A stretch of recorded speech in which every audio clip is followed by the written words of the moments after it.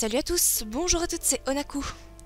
Aujourd'hui je vous retrouve dans une nouvelle vidéo pour vous parler de mes premières impressions et de mon avis sur les 5 premiers épisodes des Purikiwa, ou du moins les Sta Twinkle Purikiwa. Donc voilà, j'ai regardé les 5 premiers épisodes et je les ai regardés environ 2-3 fois pour être sûr de donner un avis correct et précis. C'est parti! Oshina Hikaru, 14 ans, est élève en seconde et passionnée par l'astrologie et les étoiles. Aidée de son télescope et dotée d'un cahier pour relier les astres qu'elle regarde, elle va faire la rencontre d'une petite créature nommée Fua. Cette créature qui avait surgi de son cahier vient en réalité de l'espace et va donc conduire notre amie Oshina dans l'espace qu'elle découvre avec émerveillement des galaxies aussi colorées et jolies.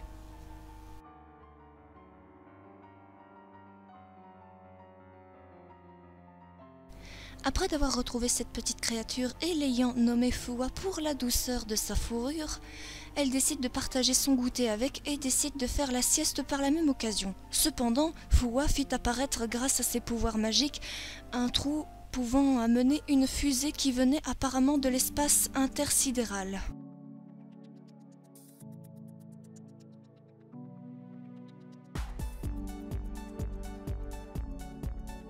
Faisant la connaissance de Lala et de Purunse, des personnages envoyés par l'espace ou du moins par les princesses interstellaires pour sauver leur planète, ils furent cependant pris de court par les envahisseurs de l'espace appelés les voleurs intersidérales ou galactiques.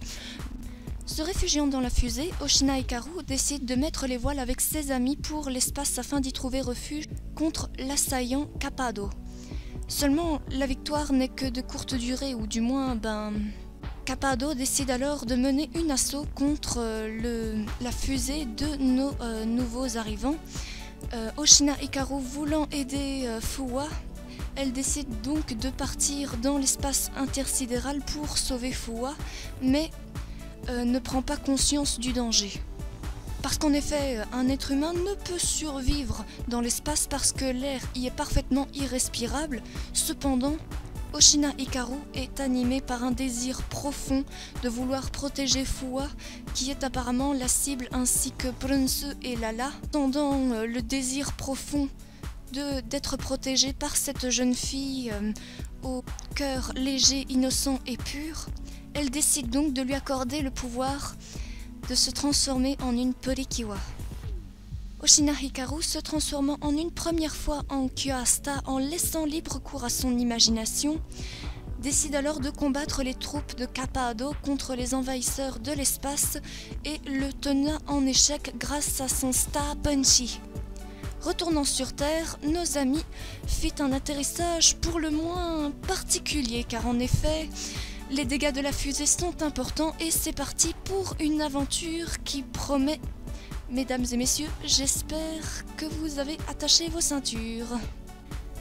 Après cet atterrissage forcé, la constatation des dégâts de la fusée sont considérables. Oshina décide alors d'apporter à manger à son amie Lala. Cependant, au tout début, Lala n'est pas très enchantée de goûter à un repas terrien pour la première fois. Montrant de quoi est-ce que Lala se nourrit à Oshina Hikaru, Oshina est complètement émerveillée de voir ce que mange Lala, son amie, dans l'espace. Un repas qui ressemble plus à des bonbons qu'à autre chose, mais bon. Lala fit alors le premier geste et prenait alors une boulette de riz pour ensuite commencer à en manger une petite bouchée, puis ensuite adorer le repas que lui propose Oshina Hikaru. Discutant un petit peu autour du dîner, nous apprenons que Lala est en réalité une adulte sur sa planète d'origine. Laissant Lala terminer son repas, Oshina Hikaru s'en alla et rentra chez elle.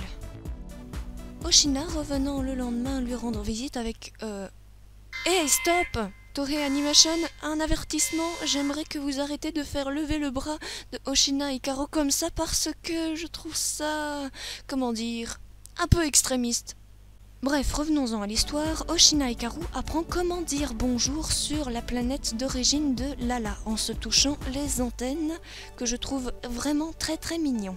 Autour d'un bon pique-nique, Lala et Purunsu étaient en train d'expliquer à Hikaru qu'est-ce qu'ils étaient venus faire sur Terre, ou plus ou moins pour se réfugier sur Terre.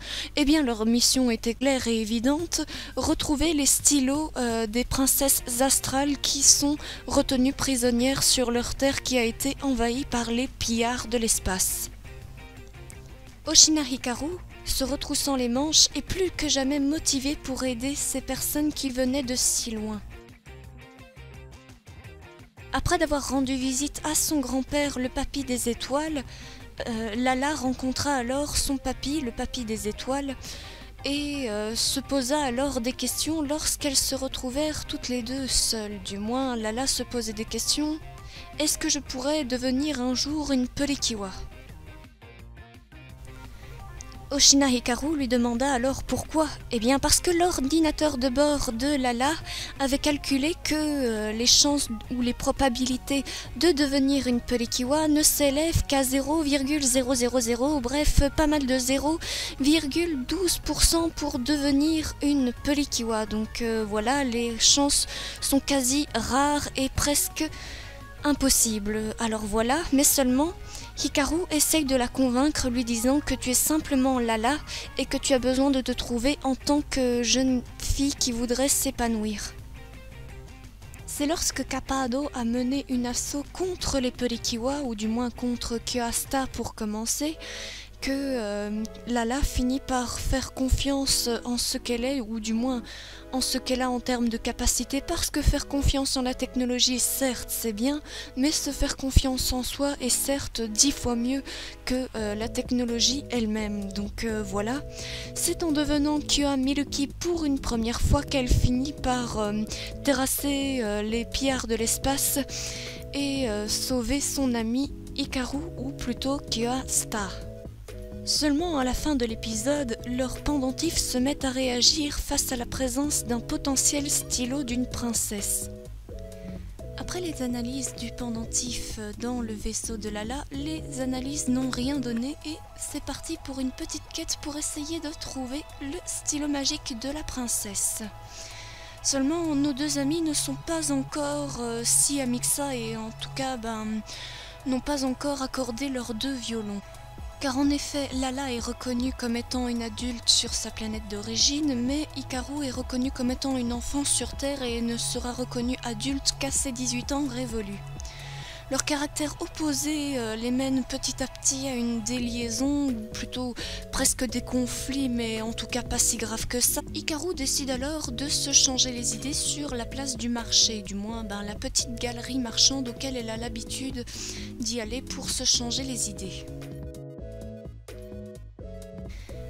Purunsu essayant de passer inaperçu en se transformant en un ballon festif, les enfants sont vite attirés par ce joli ballon qui n'est autre que Purunsu. Lala, pris un peu de cours, décide alors de mentir en disant qu'elle a eu ce ballon à l'entrée de la galerie marchande. De son côté, Hikaru, tenant Fua comme une petite peluche, elle décide d'acheter 4 donuts à son amie, la vendeuse de donuts qu'elle connaît bien. Du moins, nos amis ne vont pas en rester là car elles vont faire une rencontre rayonnante.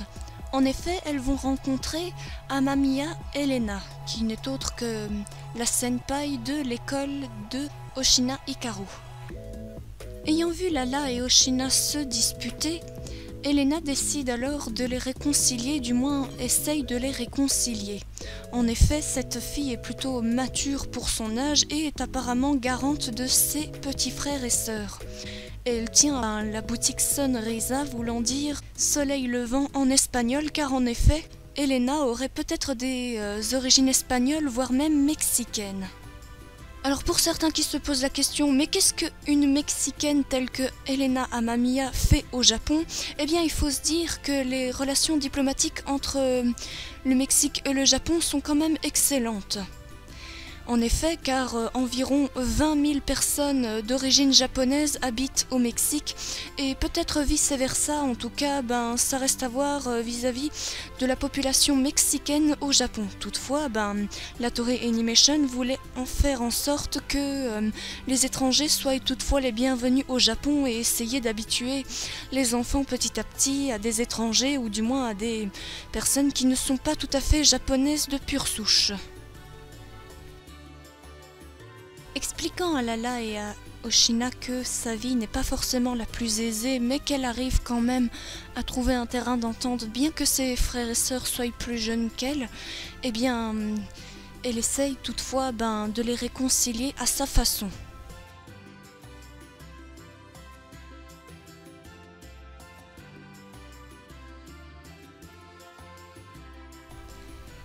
Reprenant leurs recherches, Oshina et Lala malheureusement se sont encore une fois disputés. Mais c'est en essayant de trouver le stylo magique de la princesse que malheureusement elle tombe sur Tenjo, une nouvelle ennemie qui fait partie des pillards de l'espace. Se transformant toutes les deux, leur confrontation refait surface. Et comme ils n'avaient pas trop le choix et que, en plus que l'avenir de l'espace et de la Terre était plus que jamais à prendre au sérieux, nos deux amis, Kyuasta et Kya Miruki, décident alors de faire équipe et de venir à bout de Tenjo, du moins de ses sbires, et en plus de récupérer le stylo magique. Après d'avoir utilisé l'attaque spéciale de la princesse du taureau contre Tenjo qui l'a mis complètement hors d'état de nuire, nos jolies guérisseuses, après le combat, pouvaient enfin redessiner la constellation de la princesse astrale du taureau. Après de l'avoir rendu visite près de son palais, ou du moins de sa zone dans le ciel, les jolies guérisseuses pouvaient donc être déjà satisfaites de libérer une princesse de sa planète d'origine. Oshina et Lala étaient toutes les deux très contentes d'avoir pu au moins libérer leur première princesse. Mais bon, les autres tâches s'avéreraient forcément un peu plus compliquées, à savoir libérer les 11 autres princesses astrales. Mais elle reste toutefois très optimiste et garde confiance en l'avenir, bien que Lala soit un peu plus sceptique que Oshina. De retour sur Terre, Oshina décide de présenter ses excuses envers Lala parce qu'elle l'a familiarisée trop vite, et s'excuse aussi de l'avoir incitée à vouloir la familiariser inversement. Seulement, elle décide tout simplement d'accepter leurs excuses mutuellement en dégustant un bon petit donut qu'elles avaient acheté tout à l'heure.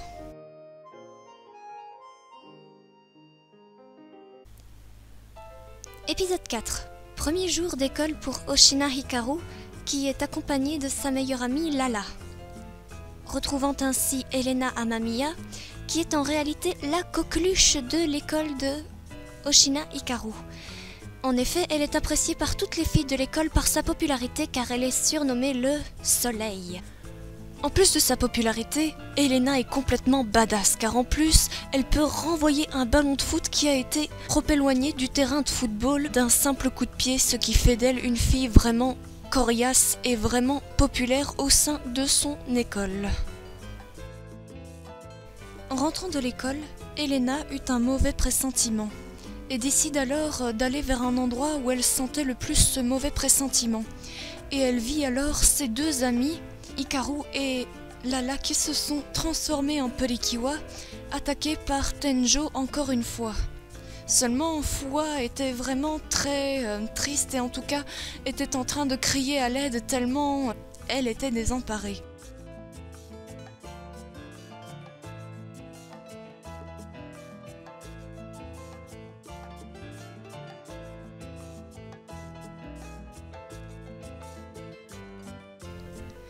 Ne pouvant supporter de voir une personne triste, Elena décide alors de se lancer pour sauver Fuwa et prononce alors son vœu le plus profond de protéger le sourire de Fuwa et de ne pas la voir pleurer.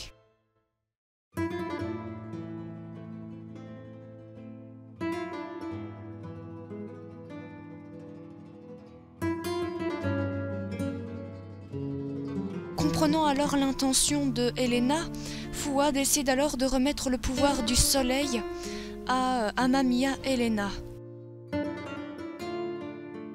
Se transformant alors en Kua Soleil, elle terrasse les ennemis, du moins le bataillon de Tenjo, et qui finit par rebrousser chemin. Le tout dans une ambiance pour le moins ardente, combative, mais surtout une ambiance qui veut faire retentir la justice, la personnalité elle-même d'Amamiya Helena. Donc voilà, c'est en quelque sorte la Toei Animation qui veut faire comprendre aux enfants que les étrangers ne sont pas forcément mauvais et vous veulent forcément du bien quand ils ont un minimum de code moral et éthique.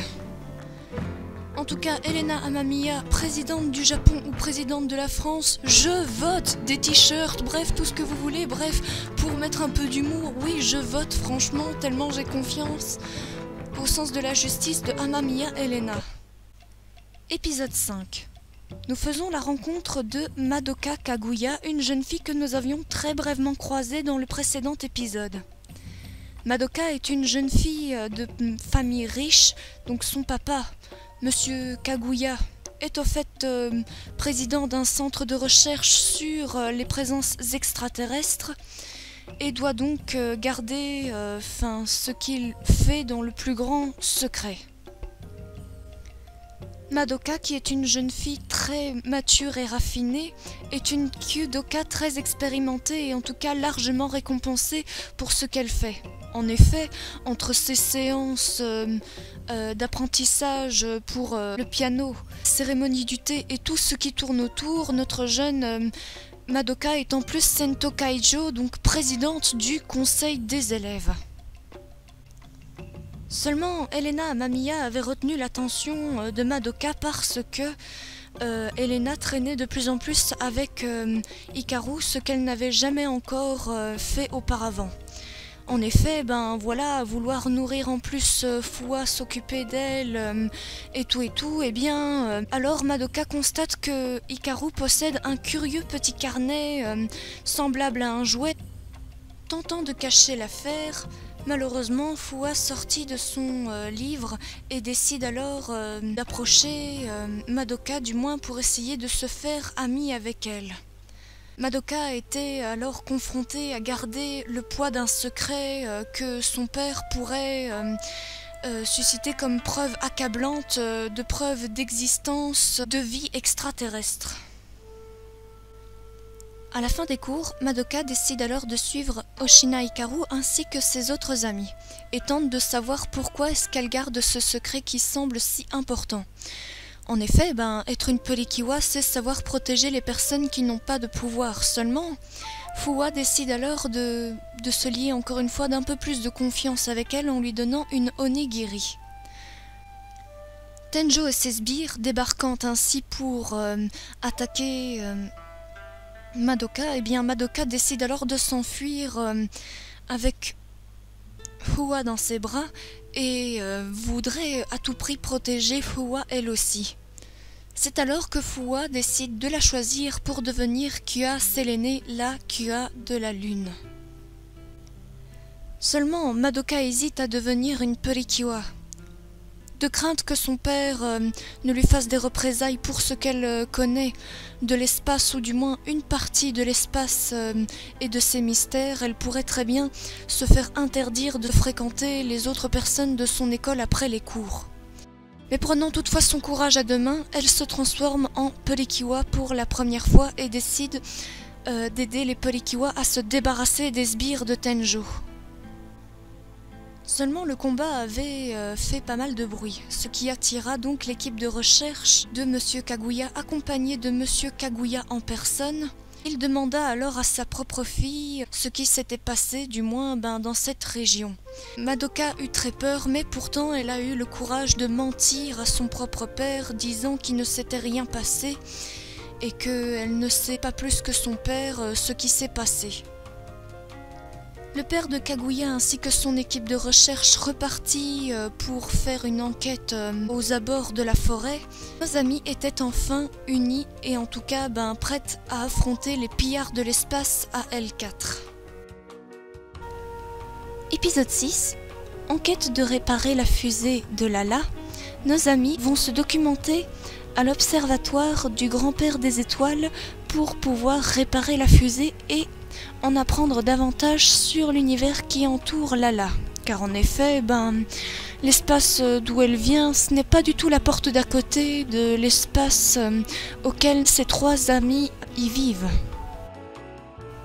Seulement au cours de cet épisode, nos amis sont face à une nouvelle ennemie nommée I-Wands. Donc cette petite cyclope a donc trouvé un des stylos de la princesse et l'a ainsi corrompu pour ensuite corrompre à son tour Oji-chan, donc le grand-père des étoiles, pour en faire un nouveau monstre.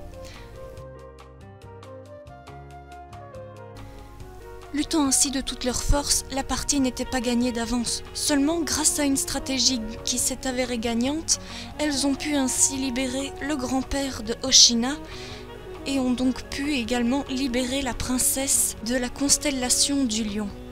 Encore 10 autres stylos à trouver.